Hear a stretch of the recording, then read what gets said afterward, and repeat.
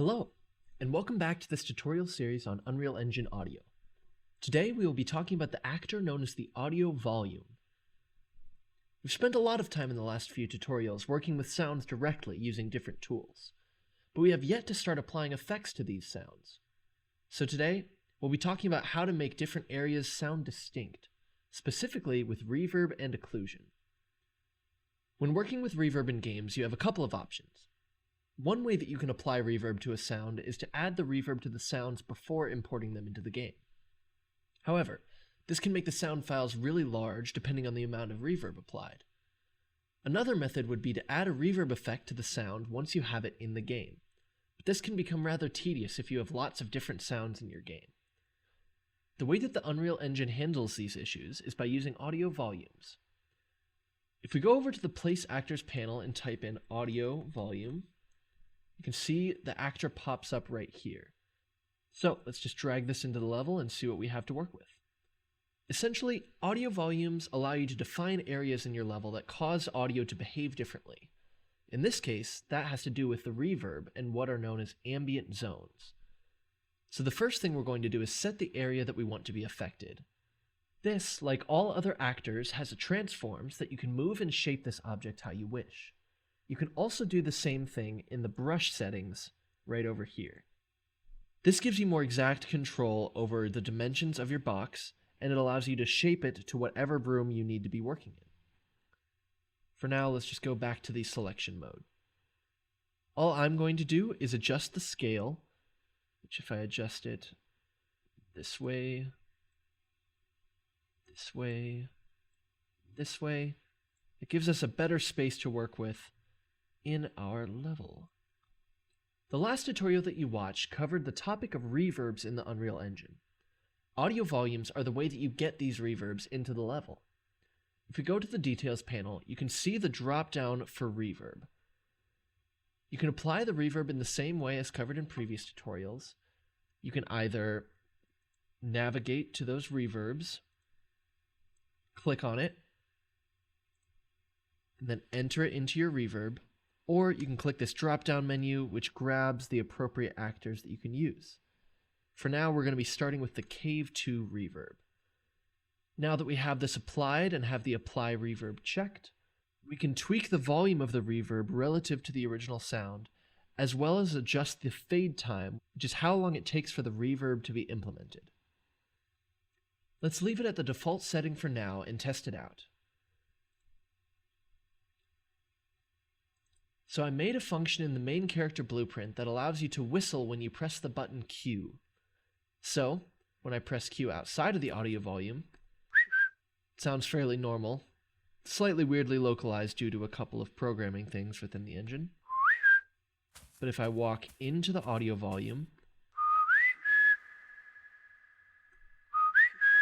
you can hear that the reverb is now applied to that sound, and if I walk back out, reverb is no longer applied.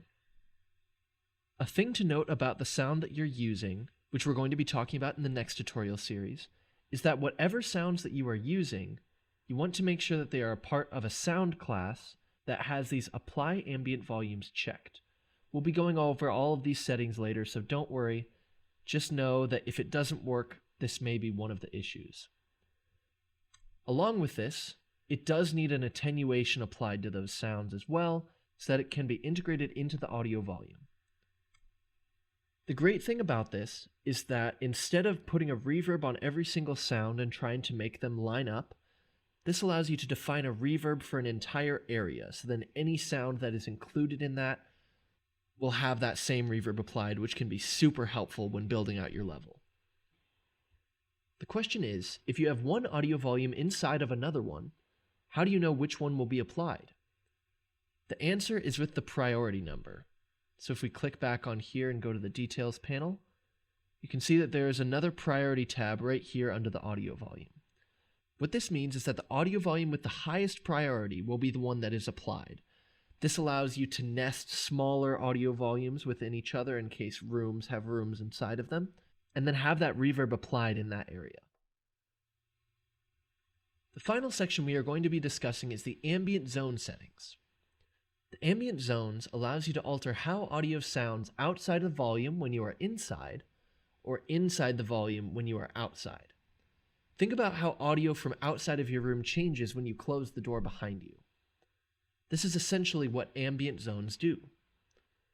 While it may seem like there are a lot of settings, it is very straightforward to use these settings.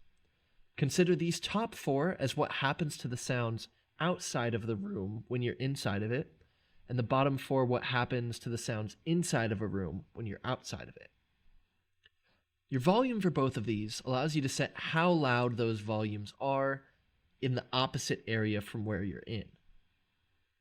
The time is how long it takes for those effects to be applied, and then you can also do a low pass filter, which is basically where any frequencies above a certain frequency threshold that you set here will be completely attenuated.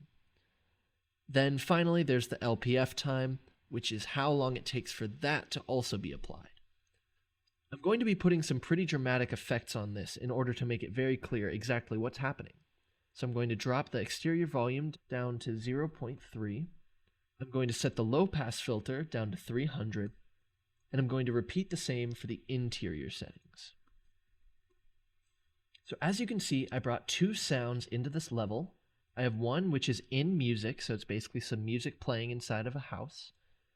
And then I had the village wind, our classic friend within this tutorial series. So what happens is if I press play, you can hear the wind normally with no change. And then if you listen to the in music, you'll hear that it's fairly quiet relative to the wind and also seems kind of muffled, like it's behind some door.